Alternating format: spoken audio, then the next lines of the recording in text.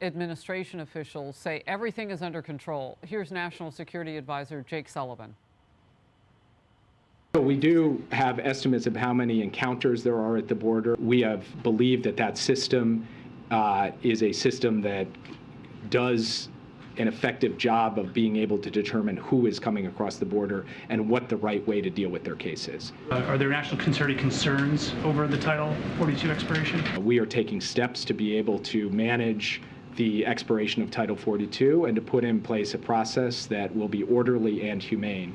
And we believe that in doing so, we can protect our national security concerns. He better be right. The cover of the New York Post today reads, "Rush Hour. Thousands wait as border will be thrown wide open in just 8 days." The editorial board writes most of the people crossing should not qualify for it, but Biden lets them in anyway. Gianno Caldwell, Fox News political analyst, Jose Aristimuno, former DNC deputy press secretary. Gentlemen, this is going to be a lightning round. Let's hit it first with you, Jose. If you can even approach defending what this administration is doing right now, as our agents are seeing a tick up in suicides, they're overrun at the border.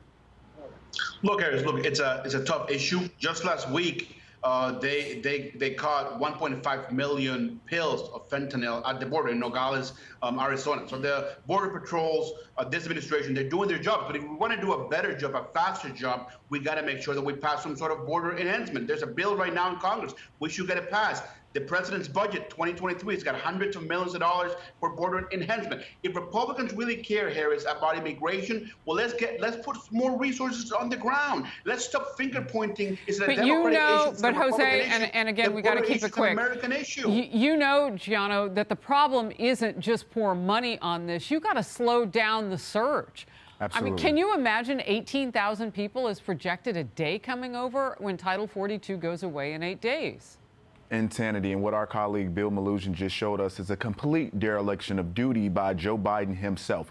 You want to talk about what his policies have done? Just fiscal year 2022, we saw 2.7 that we know of million people come over here. The fiscal year before that, 1.7 million that we know of. So a year later, you have 1 million more people, not to mention over 100 people on the terror watch list that have been caught that we know of. This is a bipartisan issue. It should be a bipartisan issue, but it takes a president who's willing to acknowledge that this is a major problem. It's not simply a challenge. This is something that is impacting the lives of millions of people. Not only that, for the first time in our country's history, in a 12-month period, we've seen over 100,000 Americans who have overdosed from the use of a drug. So for anybody to say anything outside of this is something that we need to work on immediately is gaslighting and lying to us. Gentlemen, I got to let you go. But when we come back together again, let's talk about Title 42, because you know they could move that date. The White House could do that. Maybe they'll do the right thing and they'll push it back so we can stem this tide while we catch up and maybe spend some of those resources to hire more people judges. Good to see you both. Hey everyone, I'm Emily Campagno. Catch me and my co-hosts Harris Faulkner and Kaylee McEnany on Outnumbered every weekday at 12 p.m. Eastern, or set your DVR. Also, don't forget to subscribe to the Fox News YouTube page for daily highlights.